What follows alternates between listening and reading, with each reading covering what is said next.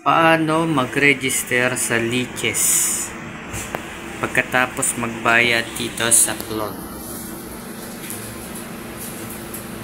Yan. Pindutin ang link. Yan yung link. Blue link. Pagkapindot mo, pupunta na po yan dito sa Liches.org. Diyan na yung mga title natin. Dito, punta kayo sa sign in. Yan natin yung sign in.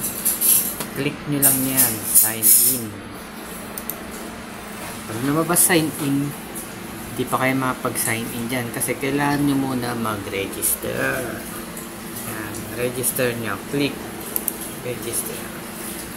Pag na-register na kayo, sulat nyo yung pangalan nyo dyan. Password. Email, tapos check nyo lahat to. Okay siya. Check.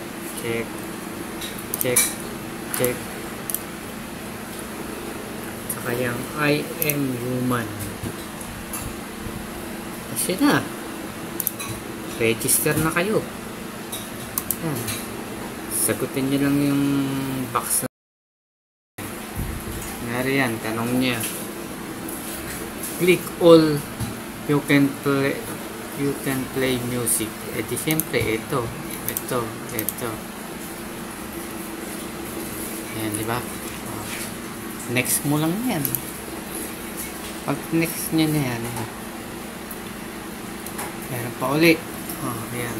Click mo lang ng click yan. Parang lang naglalaro lang. Verify. Yan na. So na. Tapos pindutin mo na yan. Registered ka na. Yan. Yan ang lalabas.